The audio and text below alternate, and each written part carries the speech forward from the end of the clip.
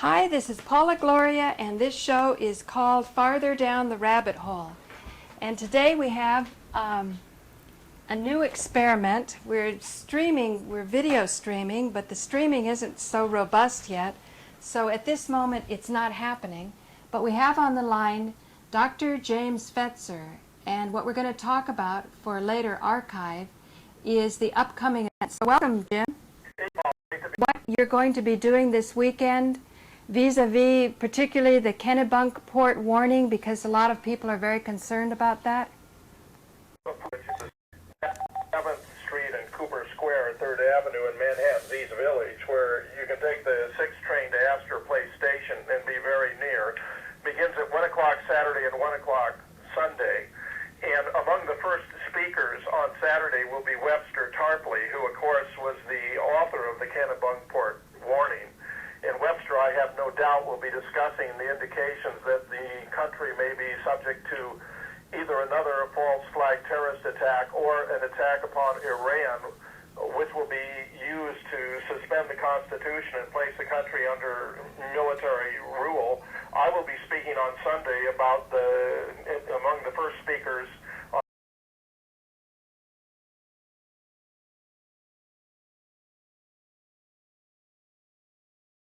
Sunday about how the media has manipulated our message based upon my experience with Hannity and Combs, the O'Reilly factor, the BBC's 9/11, the Conspiracy Files, and the recent History Channel's 9/11 Conspiracy Factor.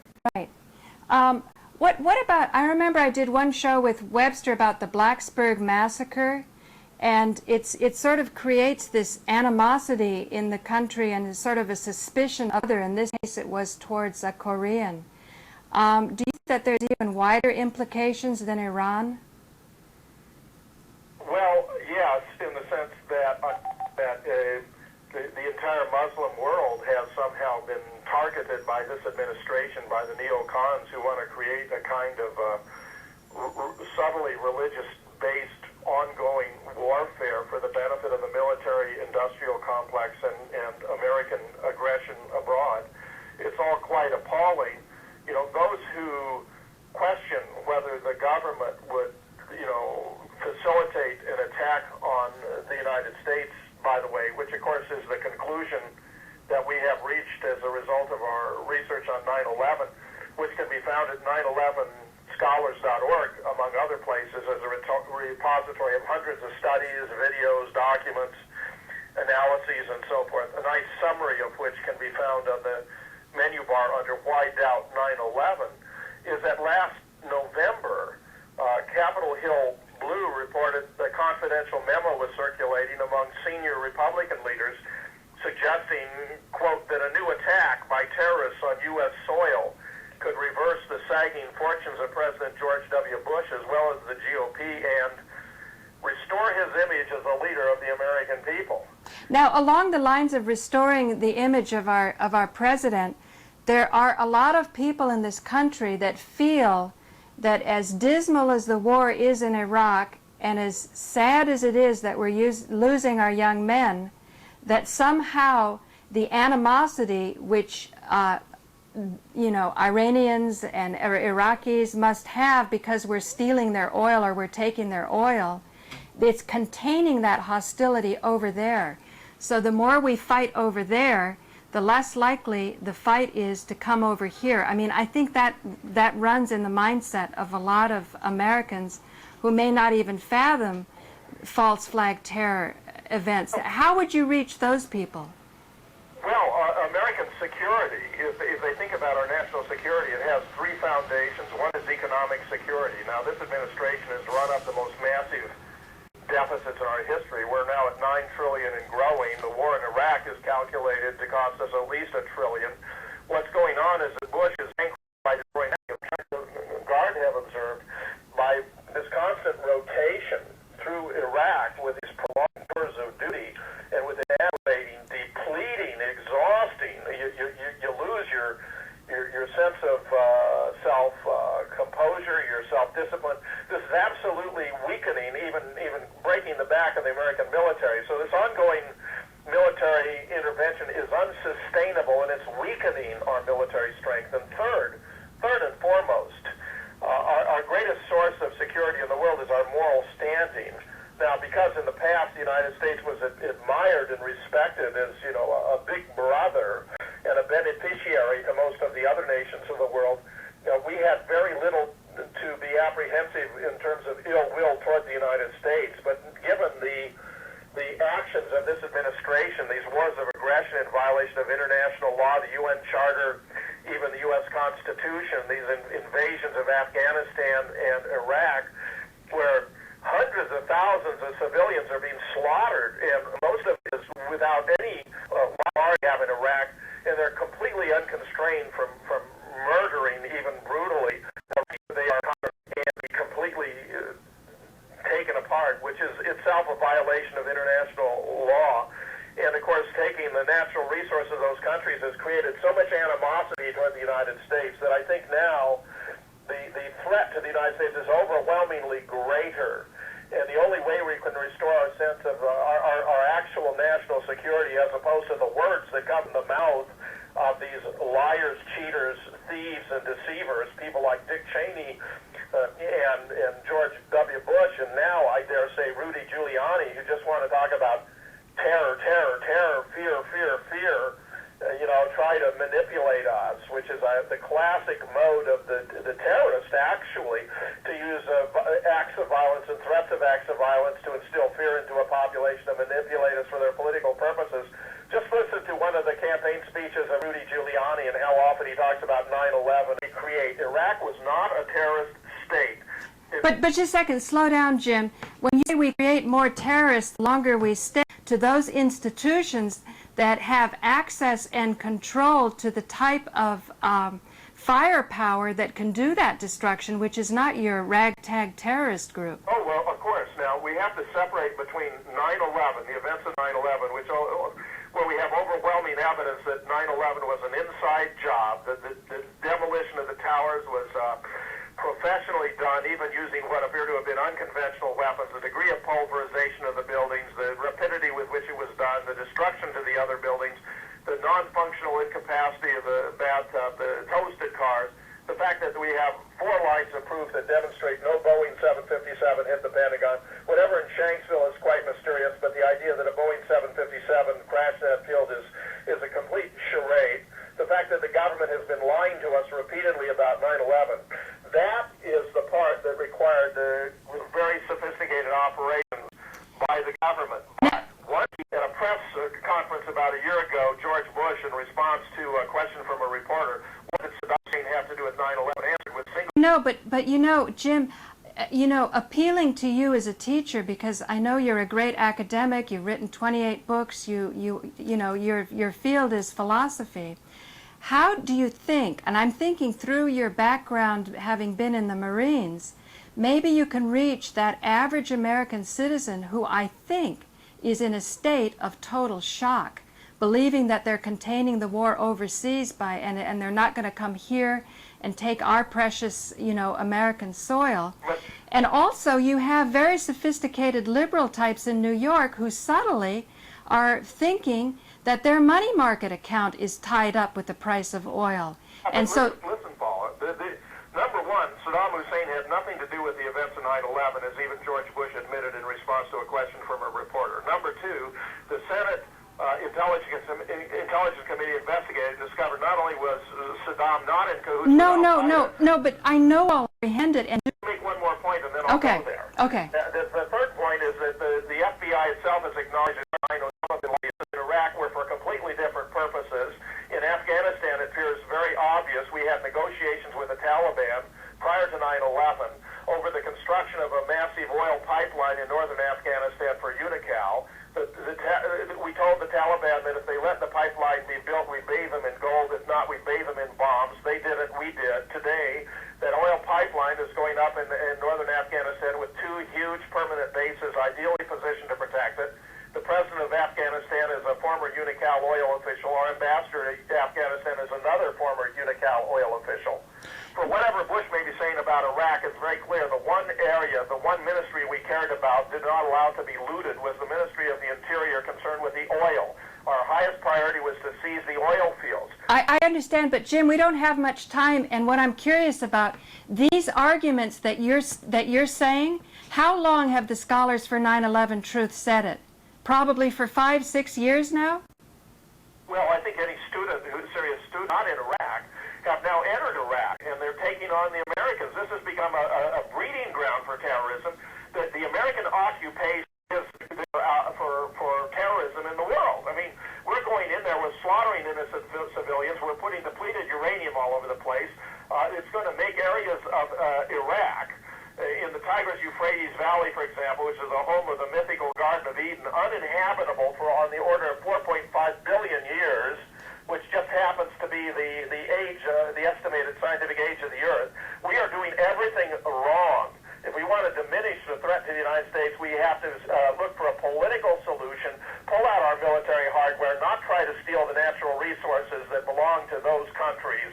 We have to completely change course, Paula, and you know, it seems to me very, very naive for anyone to think that we're keeping terrorists over there. The longer we stay, and the more people we kill in the Arab lands, the greater the risk to the United States. These people have long memories. I mean, we're talking about differences between the Shia and the Sunni that go back, 1,500 years and more. I mean, you know what? Resources in the world. He feels if somebody is hating him more and more and more, eventually you're never going to work it out because they are, and they also believe that oil is something important. How do we use your value? You're talking about a corrupt, moral, me-first philosophy. This is the philosophy of George Bush, Dick Cheney, and their cronies. It's technically known as limited utilitarianism, which says an action is right when it benefits you and your friends, regardless of the consequences for others. The United States has always stood for what are technically known as deontological principles of morality that involve treating every human being and other nation with respect, and never treating them merely as a means. If somebody's worried about their money market and is going to kill somebody else because they want the same resources that are going to benefit their money market, they are corrupt to the core. They are just as corrupt as George Bush and Dick Cheney. I know, but how do you, as a professor of philosophy, study not just 9/11, but study the whole 9/11 movement? Why has this movement? I mean, these things that you were rattling off, all about Saddam Hussein and Afghanistan, Iraq had nothing to do with it. This mass media appear to be infiltrated by the CIA. I mean, Carl Bernstein, as long ago as 1977, published a major piece in Rolling Stone. He claims to have control of every major figure in the mass media.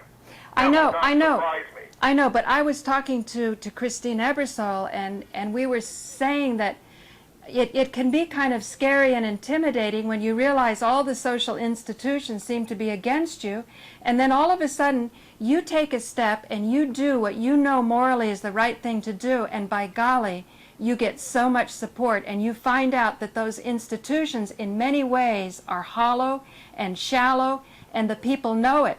I mean, Joe Friendly is designing these caps saying 9/11 is an inside job, and at St. Mark's Church I met somebody who got 2 free ice cream cones because he was wearing it.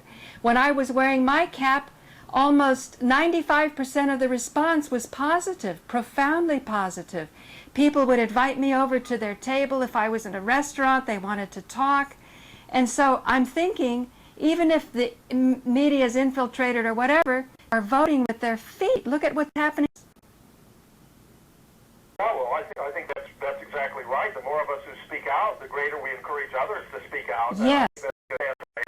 Spoken, and they broadcast that hour-and-a-half program for eight times. Right. And, a tremendous segment of the American community became aware of these issues and started discussing them actively. And the more we can do to spread the word, the more Americans will be prepared to cope with whatever happens. And even if it is another false flag attack, we'll be able to see through it. So, I mean, I agree with everything you're saying. Now, since you're an expert on philosophy, what about this phenomenon of innate syntax? Because in India, and all my viewers know that I'm a great student of Indian philosophy, there is in the Mahabharata, deep within their culture, that the greatest weapon you have is the development of your full consciousness. And the development of the full consciousness involves ultimately in caring for everybody, and weapons are used to protect. Do you have any comments about... This is a very complicated subject. Syntax actually appears to be an emergent or late developing property as a function of semantic complexity. In other words, when you're saying about your syntax arises, and of course it takes many different forms in many different cultures. Now, all the underlying syntax is bullet, you can throw it, you can swing it. All these properties come together to form a coherent concept of a ball, for example, and then in experience, when you encounter something that is round and rollable and throwable and so forth, you subsume it by means of your concept. Now, the more concepts you have, the greater your consciousness in the sense of your awareness of ways of classifying and sorting out different kinds of experience, which is why for the very young it's terribly important they be stimulated by many kinds of shapes, sounds, sizes, visions, and so forth, so they can acquire early on all of the kinds of properties that ultimately become combined in different ways to represent concepts. Concepts do not require language, but once you have concepts, it's very easy to acquire the linguistic habit of referring to different concepts by different labels, which is what happens during the process of language acquisition. Now, how about the U.S. Constitution as one of those shapes, a ball, a tape, how can, could it be that we are facing a time as Americans when the Constitution can become more meaningful? Human rights, in the idea of respect for our fellow human beings, that every human being has certain inalienable rights by virtue of being a human being, and of course those were the Muslim system, is that the government can't take your life or your property, or even the way you want to pursue happiness, unless it can show that you are violating the laws that have been appropriately passed using due process, which is why this administration, which has been so completely lawless in violating the Constitution and subverting our rights, particularly those enumerated in the Bill of Rights, is so dangerous to our way of life. This is the most reckless, irresponsible, corrupt administration in American history, and the sooner we can get rid of them, the better off we will all be. And I don't mean just us here in the United States, but I mean in the world. Now, what I liked about the Kennebunkport warning is it was saying that if you start the impeachment process, you will allow those leaders in the military who are wise to do their job. Otherwise, it seems they're being squelched at the top, and then the neocon philosophy, and that's what I was trying to get you around to, because Kevin Barrett was talking about a book. It's called Coup d'etat, a handbook, and it actually outlines the military tactics, the on-the-ground operations that are necessary to fulfill the strategy, which is the NICO goals. Our strategy is determinedly lying or failing to distinguish between the respective roles of the military and the political leaders. We have civilian supremacy in the United States. And the best way you can support the troops if the commander-in-chief is marching them off a cliff is to change your commander-in-chief and to stop him from marching those troops off the cliff. Because the Constitution has been violated, and we are a people that is determined by the Constitution, not by us coming in and kicking Indians off the land. This is what it means to be the rule of law, Paula. It means the Constitution means something, and it's a disgrace to me to have reports from members of Bush's staff that when they raised the objection that the Constitution prohibited him from taking certain actions, that he said of the Constitution, that's just a goddamn piece of paper. Right. That man took a solemn oath to preserve, protect, and defend the Constitution of the United States from all enemies, foreign and domestic. We just never suspected that he would be one of them. Now, Jim, do you know about high leaders in the military who do not want to go into Iran? Oh, no doubt. Yes, I'm hearing many reports of commanders, chiefs of ships, vessels that are in the Mediterranean and the Persian Gulf are being raced if they're unwilling to attack Iran, which would be catastrophic in East and China, and even precipitate World War III. Because you have the wrong people at the wrong time in key positions. They are completely incompetent or even deluded, completely out of touch with reality, and that most certainly includes Dick Cheney and George W. Bush. And his backers. I mean, I think the concern is that, what about the backers and what are they doing? I keep thinking, Jim, I keep going back to, can we build up the American people to live up to the promise of the Constitution instead of sort of becoming enfeebled and entranced? Because when Kevin Barrett talked about that book, Coup d'etat, a handbook, he claimed, I haven't read it yet, that it was outlined exactly how to take a people who have become soft, who don't know how to fight for their freedoms, and you start to sort of railroad them away until finally, the Constitution becomes, and that's why I get back to how do you build people up? Well, it's really not got to do with syntax, Paula. It has to do with having the concepts. It has to do with the capacity to absorb. The government could betray the American people and even subject its population to mass murder. That's what's going on. It's analogous to a woman discovering evidence that her husband's been molesting their daughter. It may be very difficult to cope with. She may want to fend it off, deny it, and it's called cognitive dissonance by psychologists. That's been going on here on a large scale for Americans who aren't able to look at the evidence. You have to allow your rationality, logic, and evidence. Right, but Jim, when that cognitive dissonance is kicking in, you cease to learn. You don't want to learn. You don't want to know.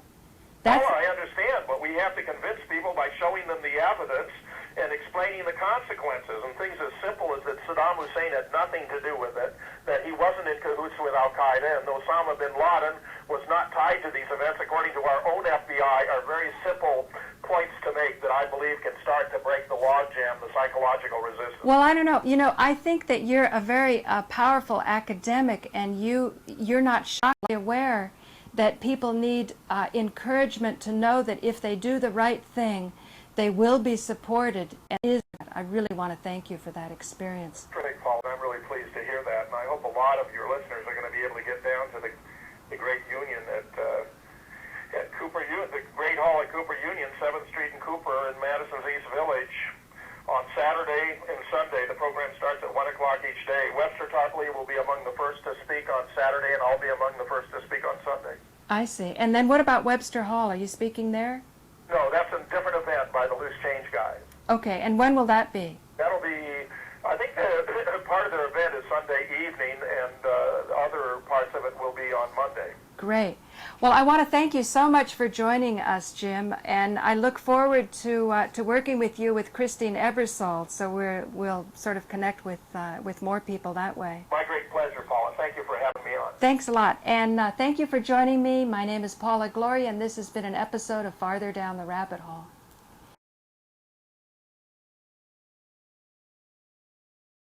And Nico, I know you have another dimension to this, so... Yeah, well, thanks for having me again, Paula. Well, I had the chance to listen to your interview with Jim Fetzer. I mean, I admire him for his way how to clarify some political issues.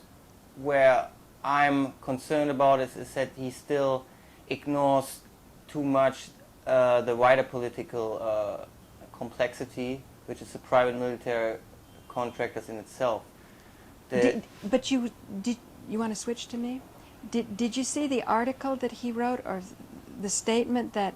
And I was hoping to get into it, but time runs away from you.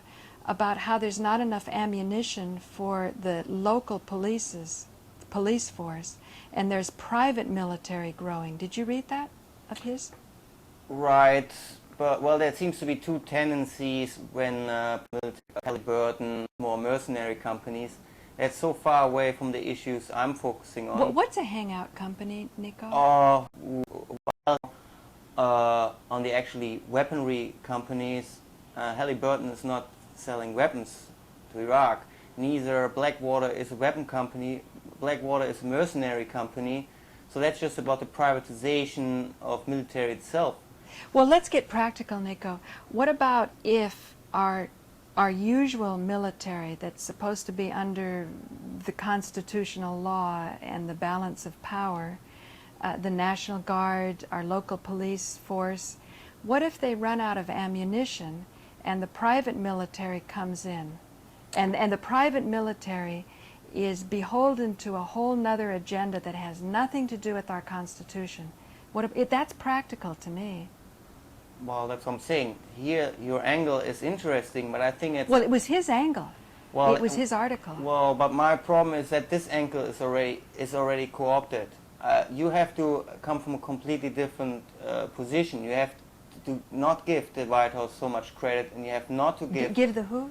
The White House and the Pentagon. Oh, the White House. This is their, it's a state, actually the Pentagon, which direction they have to go. So what you're saying, Nico, is it's after the fact. It's like Operation Water or Bush and Cheney, but by the private military contractors themselves.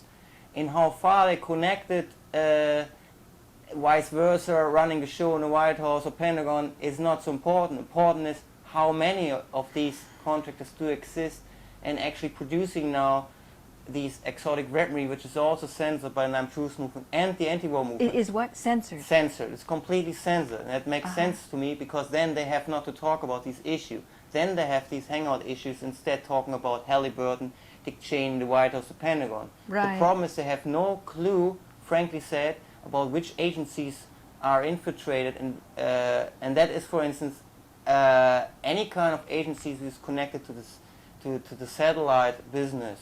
So we have to start focusing more on the NRO, the National Reconnaissance Office, which is run by companies like SAIC. What's SAIC? SAIC, Science Application Industry Corporation, I think. SAIC, it's spelled SAIC. In my opinion, they're running a complete San Diego. They're so tied with the whole structure of the internet, they took over internet domain networks. They basically were closely connected with the Earth. This is about a complete new economy people are not aware of, so they're giving them smoke screens instead. They're even telling them, oh, actually the military or the government wants to shut down the internet. No, it's the opposite. They want to control over the internet as much profiles they can get, because the more profile you people, the more money you can make. Okay, slow down, because you're knowing a lot more about this than I am. What I'm hearing you say is that this group out of San Diego or Stanford is shutting down domains that start to find out that it's the military, or I don't know what it is. It's the shadow weapons companies. Well, no, don't call them shadow. That gives them all too much credit. These people are not hiding. If you go to the Department of Defense website daily, you see all the contracts. There is no secrecy. There is no secret government. Right. These companies, you can read on them about in Financial Times. I mean, they're getting huge billion contractors, and you don't hear that in the lefty press. And for sure, you will not read that in the right-wing press, because they're giving you terror. Burton and Blackwater instead. They're talking about Halliburton and Blackwater instead, giving the pieces they have. You could see these people, see the chairman of the board and the directors. You might even go to a party and they're at a party. Right. They're human beings that walk around this society with us, and they're not a shadow government. They don't even have to bother being a shadow government. Is that what you're saying? Well, if we had more money researchers, for sure we would find out some surprises. It's possible that all these U.S. contractors are getting the money already from someone else. That's why I don't like the word inside job anymore. It is a false flag operation for sure, but it's an outside job setting up the United States to completely get rid of the original concept. That goes much further than just disrupting the Constitution. It goes further than destroying the Constitution. Yes, it's a complete, I think it's a complete setup against the United States. Let's start here with SDI. People don't know that SDI never stopped. That's the Star Wars initiative under Ronald Reagan. They don't want to hear that it continued under Clinton. So the weaponizing of space, that's what that is. It's not defensive. Exactly. It's about weaponizing of space, but it's not weaponizing like this. You're setting up a computer from outside the Earth to map and zone everyone, so that you then know from which you can point. Out of tape, it'll say if it's more than 60 minutes. 44:22. Okay, so we have 15 more minutes, then we have to change the tape. Right. Okay. Let me do a quick roundup. Because this is interesting. Okay, I'll keep track of the time. We're still just scratching the issue, so I try to make it more precise. Between 1996 and 2000, I'm sure the people who produced 9/11 had to run two different strategies.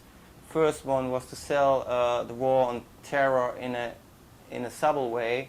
In 96? I never heard of a war on terror in 96. Well, that's what I'm trying to point out. It's not that they used that war on terror already, but they used other subtle codes or messages. Right. So they prepared already the think tanks and the committees within the U.S. Congress on some pending threat. Right. So, and they needed budget for a project called Future Combat System. Future Combat System. No, Future Combat This System. is what the Congress saw in 1996. No, they probably were manipulated over some particular think tanks so they could change issues like that for this and that. So, and this and that was described as direct. Because I remember 96 as the Telecommunications Act. Right. Because I was involved in on a new paradigm change. With a new technology to remap and rezone, they had to change a lot of codes. Right. And changing the codes means you have to get the telecommunication industry involved.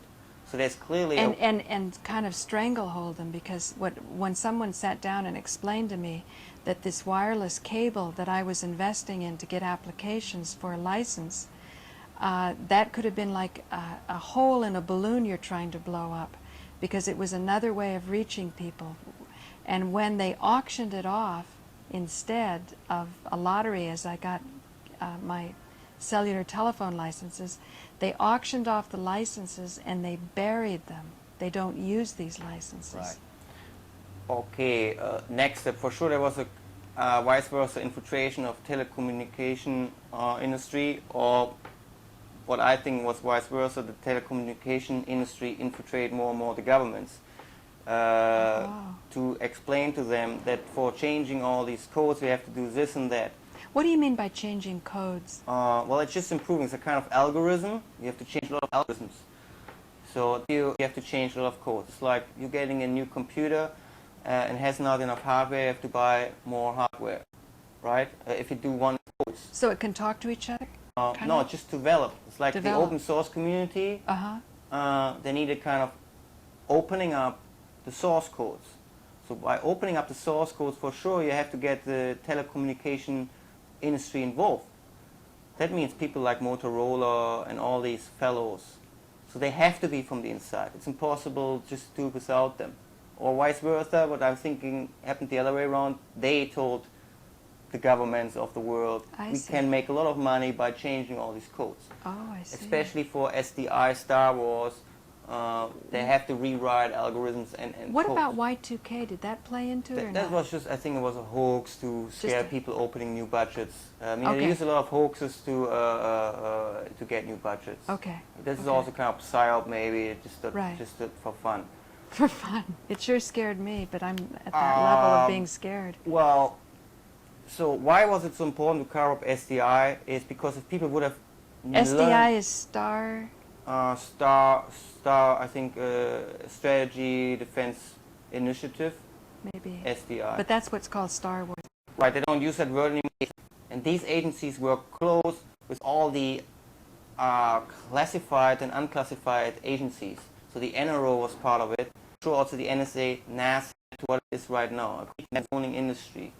So MapQuest is not just to get the next pizza bar. I know. Right. You know, when I type in and I want to find something like where to get a computer part or something, it only gives me stuff that's near my neighborhood without even me asking, even if I don't put in New York City.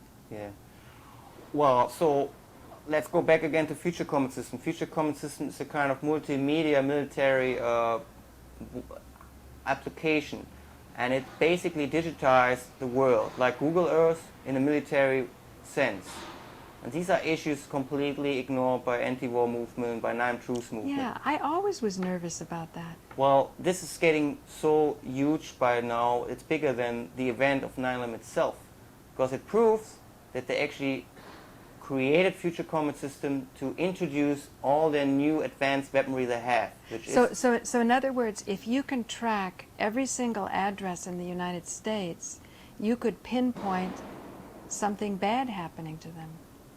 Deliver a bomb, or some people believe in biowarfare. It's You could control- bigger than biowarfare. People don't understand what kind of dimension read. They pump poison in my water. Would I they don't dump think it? individual people are a threat. As I said, there has to be a complete paradigm change. People have to be aware that 9/11 happened not just because of oil. That's a complete issue. Right. Talk about global warming, which is distracted from the weather modification and manipulation weapons. So they have enough diversions to keep the lefties versus the righties busy. Right. So everything works as a smokescreen to distract from future combat system, which integrates all the exotic weaponry they have. They're openly saying that since 2000 in their military think tanks and military magazines. You can see that now. If you go on back, search engines, you see they were talking about this. They call it the objective force. They call it, as usual, the Manhattan Project. So Manhattan Project, which was the development of a nuclear bomb, means that it must have something to do with just not mapping and zoning, but with weaponry. So in 2000... Why? Why? Because it says Manhattan. Oh, because of the bomb, the nuclear bomb was called the Manhattan Project. Right. So that means that future combat system introduces a new kind of exotic weaponry system. And they call it Manhattan. They've got it in the name. No, I'm just saying that their mention is as big as the Manhattan Project. They're pointing it out. They're saying it's the biggest project since the Manhattan Project. Oh. That means it's symbolized already in the name that it has to do with an introduction of new weaponry. Now, the Manhattan Project is known for having many people that were born. I should tell people at that time there was no real mass distribution of information. Right. In hindsight, you call it secret. There's no secret of the people or the sheep who don't want to know about all these things. Right. By now, it's much easier to get to this information. So we cannot say it's censored. It's just the ignorance of people who don't want to talk about. And that's why the Nine Truths movement and the anti-war movement had to be infiltrated, to brainwash the people from the top, to tell them, oh, you only have to talk about issue A, B, C, D, E, 1, 2, 3, 4, 5. Don't talk about issues 6, 7, Right. 8, and H, I, J. And so I'm talking about these issues because I'm not going with the masses. Right. If people go with masses, they will never get to the core of the issue. The core of But- the issue is, it's not about oil, it's about the introduction of advanced weaponry. So I'm, as an evidence, I'm giving you now the right-wing press, the New York Post, who's writing openly now about what I predicted last year. They have to confirm the direct energy weapons now, because they have to politicize them to go after the real threat. They're scripting as a real threat. That's the new alliances between Russian countries and Venezuela and a lot of other countries. No one wants to talk about it. So there is an organization which was created in time before 9/11 called SCO, and that's the core. That's the core issues people have to know about this. That's the new NATO, new G8. Find out what it's about. SCO is an alliance between Russian countries and China. Pending into, and we had a huge war game this month, or I think it was in August, by this SCO. So it is not a government who's doing these war games anymore. It is an own alliance of countries, an own G8, an own NATO. If you Google SCO, you will even... What does SCO mean? It is the Shanghai Cooperation Organization. They have an own website, you find it immediately. SCO. SCO. So they organized this war game. It's the second... Shanghai Corporation Organization, right, or something? And there are only a few people in the Nine Truths movement who were scratching it. Like, I think Webster Tarpley did it, but he's getting also co-opted. There's Daniel Abramson. Well, just a second, slow down. On this issue of co-opting, sometimes, this is what I was trying to get Jim to look at. What is the best way to build up, to fortify, to strengthen a people so that they're noble, they're courageous, and they're strong? And if you give them dire information like what you're talking about, they process it in a meaningful way. Otherwise, if they don't process it in a meaningful way, you may not have... You're being recorded right now. I see. This is the executive producer. Right. When are you coming over? Nick went on a great show. We're on a road. This article right now. Okay. It's not the first mainstream article. Over the last couple of weeks, it was confirmed that directed energy weapons are used in experimentation. Whatever that means, I'm not sure, but I think within these terror drill and war games, they basically simulate the direct energy weapons, and they could go live also at any time. Maybe they used them already. Maybe we have some infrastructure destroyed during these live terror exercise or war games, and we're just not aware.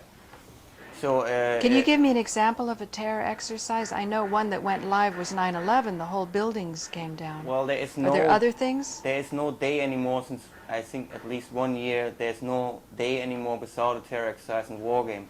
So what I think happens right now that every time when no, just don't slow down because people don't know this. You've studied this. Right, because there's not a day there's not a day that goes by that we don't have an exercise of terror. Right. What's an example? What do they do? Do they sink ships? Do they blow up bridges? I mean, what is an maybe example? they blew up bridges and you just don't know that it was connected to a terror drill. So if people get wrongly conditioned, they say, oh, let's focus on this war game now, and then let's focus on this. 5 nations are well, simulated. Well, if they confirm 65, I'm sure it's already more, but maybe it's already 120 and countries. these are prospective targets of destruction? Well, so they don't know what SWS is, for instance. I don't know what that is. Well, it's a kind of hardware-software combination, simulates complete cities. That Hardware-software simulation. Well, I try to simplify it now for the listeners. All they need to know is it's a virtual reality in real time from 65 confirmed countries. That means they can simulate cities. If you go back to 9/11, we can prove meanwhile that the skyline of New York was also gray box, so that you actually did not see the real New York City. You saw a real-time digitized New York City or a pre-produced skyline even. I know that sounds... Gray box. Gray box? We call it gray box because we think that some of parts of cities was maybe still authentic. Maybe they had to show, for instance, the explosion in the towers, so they could not simulate that. But if they blurred on the color codes, it looks all like nice, but there's only one part which is real, the rest is gray box, part of the skyline already digitized. They can do this right now much more advanced, so maybe it looks even better right now. It's like Photoshop for video? Right, it's like you're filming something and in real time you have it already presented. Like if I'm filming you right now, they can do the same as human beings. Like I can give you muscles in 2 seconds. There's a new movie coming out right now, Beowulf. Well, don't real actors anymore. In video you do this? Well, you do it in video, but now they can obviously do it in real time now. I mean, this technology... What does that mean in real estate?